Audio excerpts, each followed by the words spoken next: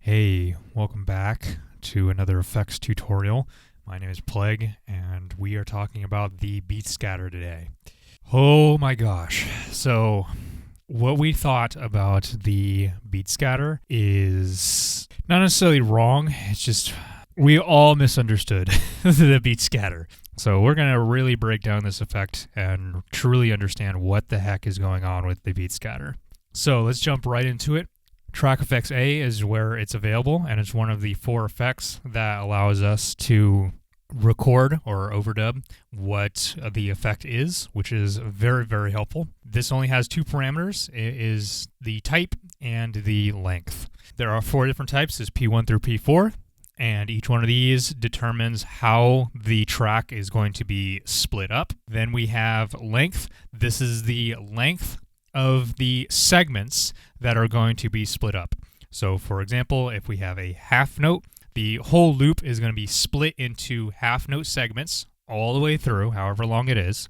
And then those half note segments are going to be scattered around. And with length, we have 4 different lengths. We have through, which is just let it play. Basically the same thing as having the effect off. We have half note, quarter note, eighth note, and 16th note, and this is controlled by the knob conveniently.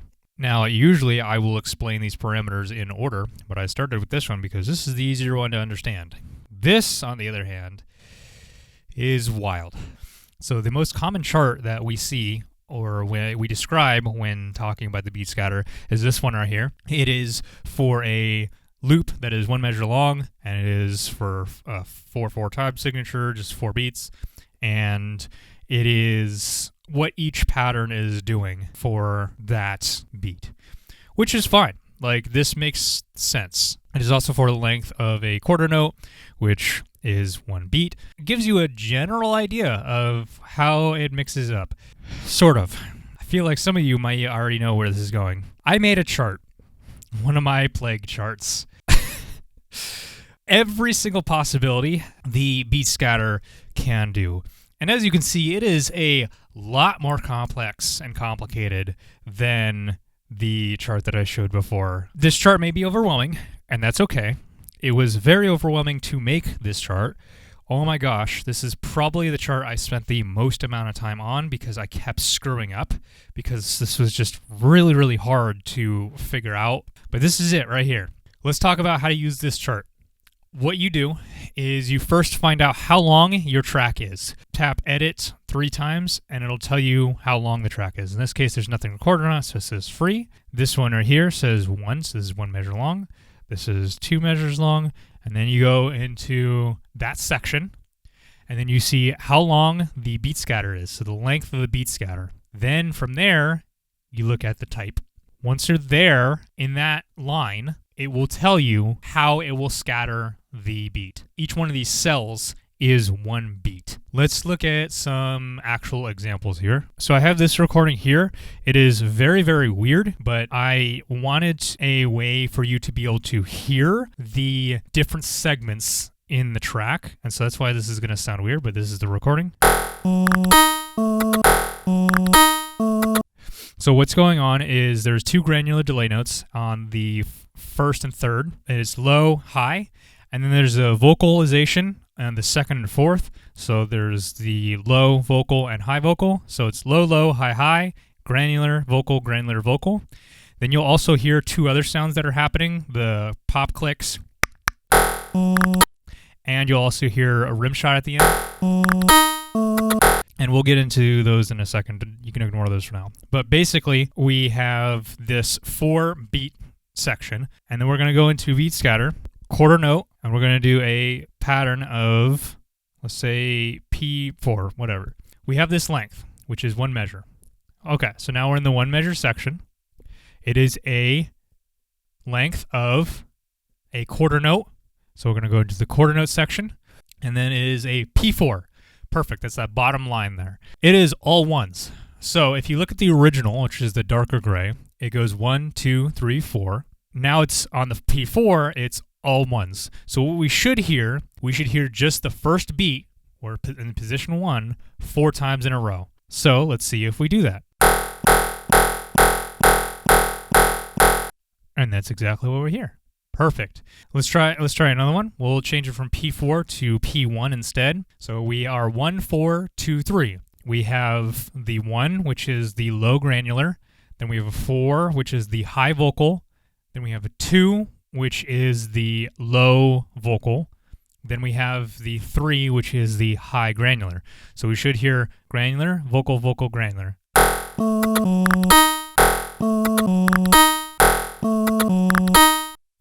And that's what we hear. Excellent. Let's change some things up here. Let's change it to a P3, and let's do a length of an eighth note. We're going to stay on the same track, so it's still one measure, so we're still in the one measure box. We're going to go over to eighth note now in the length. Then we're going to go to the P3 line. Okay, so it says AC, AC, EG, EG. So if you notice, the original is still 1, 2, 3, 4, but each B is now split into 2. So we have 1A, 1B, 2C, 2D, 3E, all the way down, right?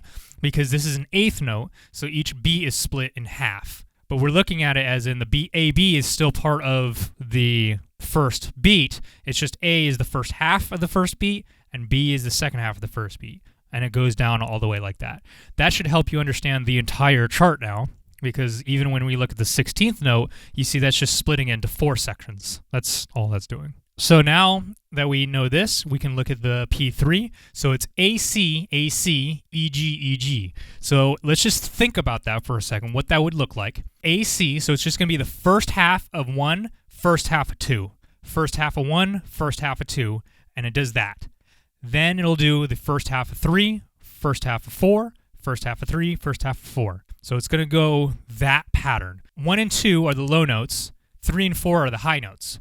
So we should hear it go low, low, low, low, high, high, high, high, and it should be granular, vocal, granular, vocal, granular, vocal, granular, vocal. Let's see if it does that. Additionally, remember those pops and those rim shots that I added in there? We shouldn't hear the whole bunch of pops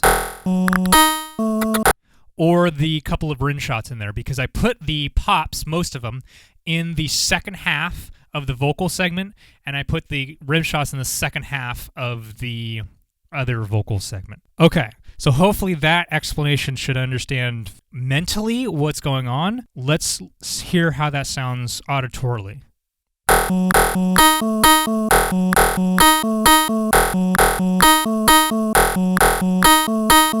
Yeah, isn't that cool? This is pretty cool to be able to actually understand this. Let's look at for something with 2 measures. 2 measures is a little more complicated. If we look, it's split the exact same way because, again, 1 beat is a quarter note. So this split into 2 with an eighth note. It's split into 4 for a 16th note. Okay, we understand that. Good. Then, finally, we're going to look at our specific section.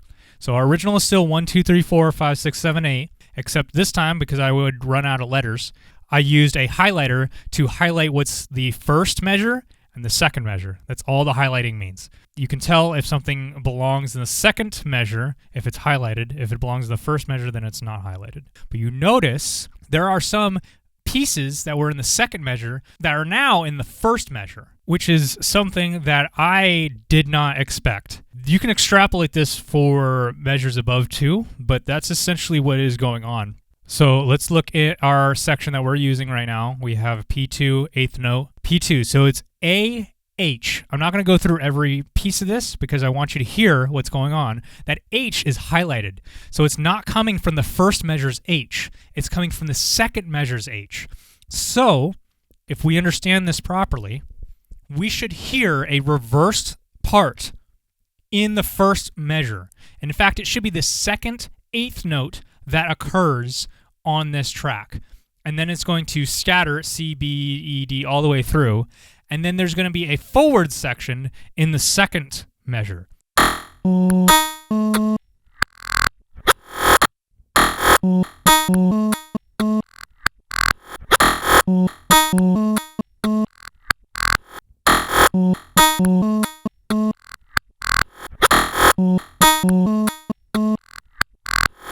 So you can hear that reverse segment on the second eighth note. Okay, how you doing? Are you doing okay? Do you need a break? Do you need to hydrate? All right, Awesome. Hopefully now you understand how the beat scatter works, how that chart works, and how it will play in.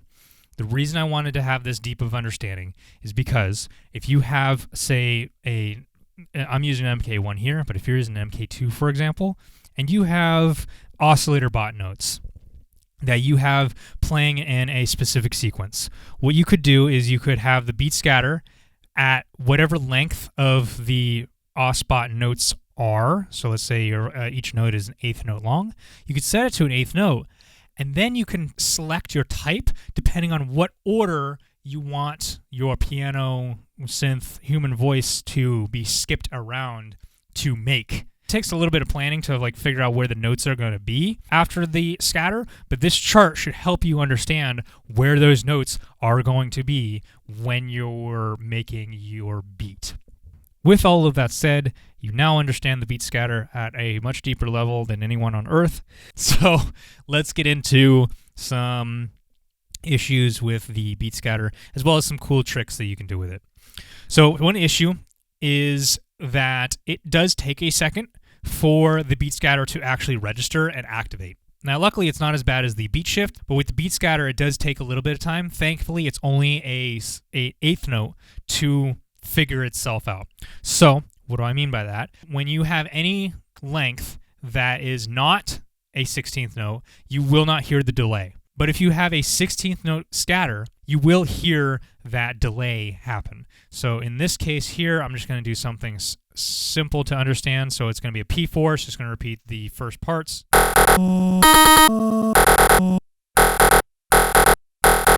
You can hear that it's taking it sounds like an eighth note to catch up, or a 16th note to catch up. Just keep that in mind when doing a recording, which, as I said before, you can record what you beat scatter. Pretty cool.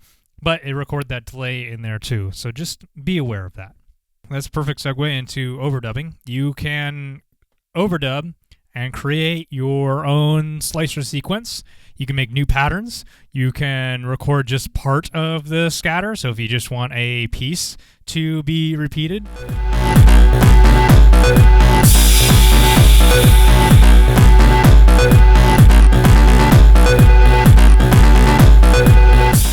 You can move stuff around with the beat scatter as well. So you're not limited to just record the whole loop and overdub the whole thing. You can just record pieces of it too if you want.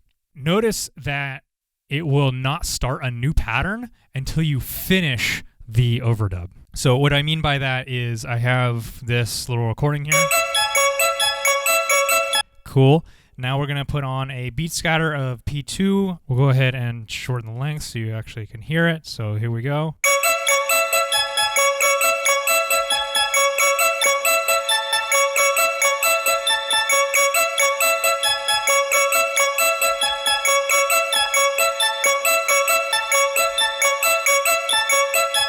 So notice that it waited to after I'm finishing the overdub before it applied another P2 at a quarter note on top of that one. So if you want to like scatter it again, you have to let it play, overdub it, and then restart a new overdub before it'll actually start doing a new overdub, which is really, really nice. That means that you don't have to start it at an exact point. You can let it even loop around completely. It can do that infinite number of times, and it won't keep layering on more and more beat scatters. It'll just do the one until you stop the overdub, then it'll apply, and then you can record the next new overdub.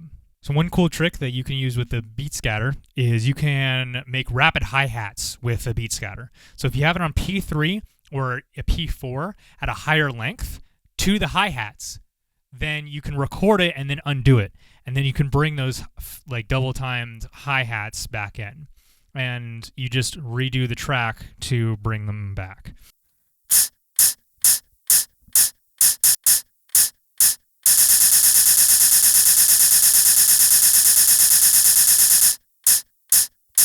So now we've just basically created shakers out of a single hi-hat. Pretty cool. And we can do that for any length as long as the length is shorter than the length of the hi-hat measure. So this is a quarter note, so I can use an eighth note if I wanted to. Double it up. And even go even faster.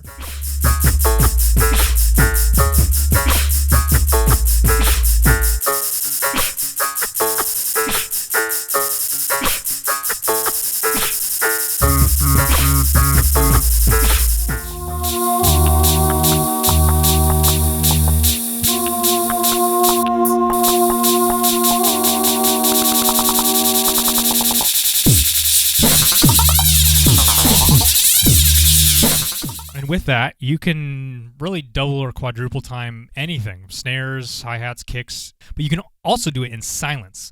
Now, how is this different? I was like, well, why don't you just do a beat repeat? If you remember the beat repeat tutorial, then you remember that it's a lot more picky on when you capture the sound.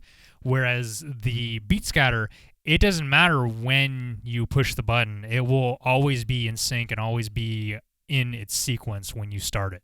So let's say you do have that hi-hat and you are trying to get it on a beat repeat. Well, if you're doing it in silence, you would have to either have the hi-hat at the very start and then just play it and then start it immediately for it to do that. But then, like, oh my gosh, my timing wasn't exactly on a beat. And I'm trying to hit a 16th note. Much, much harder to actually hit it even when you can hear it. But if I have a beat scatter, it doesn't matter.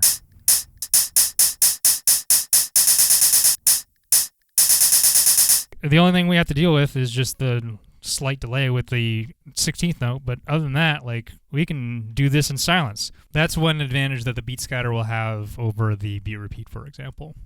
Another thing you can do with the beat scatter is you can glitch your track even further. So you can be changing the patterns randomly, or you can be messing with the knob as the track plays. But keep in mind that complexity does not equal chaos or random. So change things around based on your beat and your tempo. And a great method is to use a P4 and mess with the knob that way.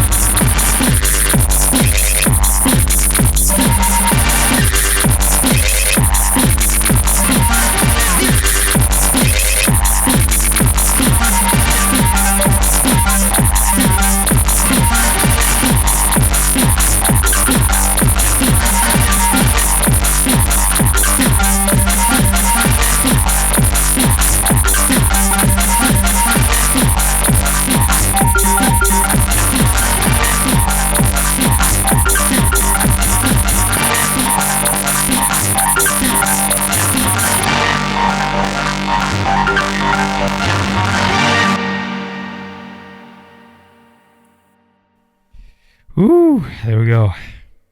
So hopefully gives you a better idea on how to mess around with the beat scatter. There is one last note that I have. There is glitches that can occur with the beat scatter, and the main glitch is that the beat scatter won't actually capture the sound for some reason.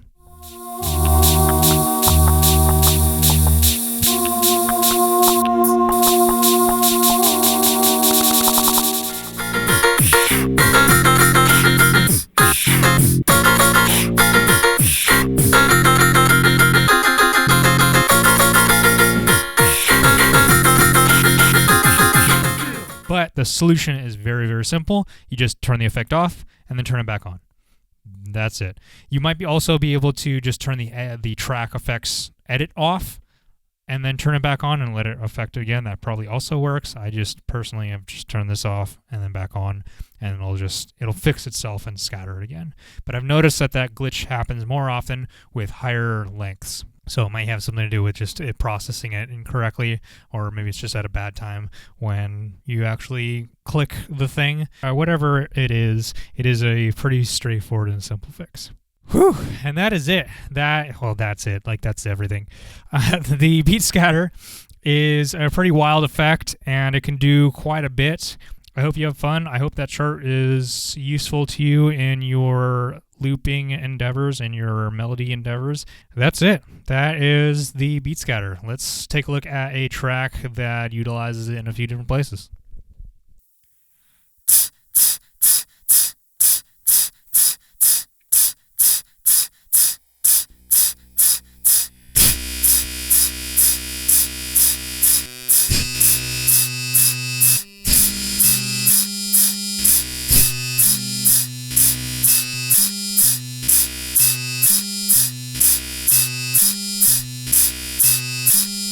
B-R-A-D, B-R-A-D, B-R-A-D, B-R-A-D,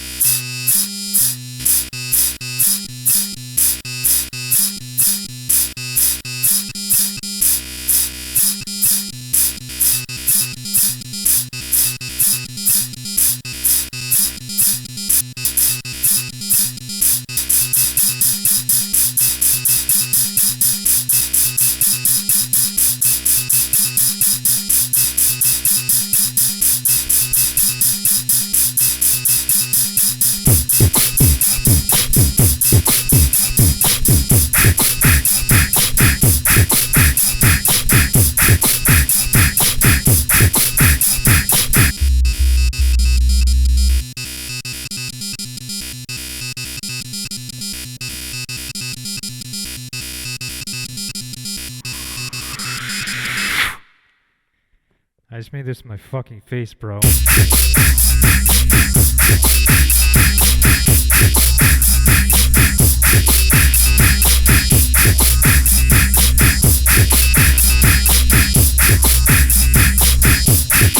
Yeah, I don't give a like what? Like this? Like what? Yeah, I don't give a like what? Like this? Like what?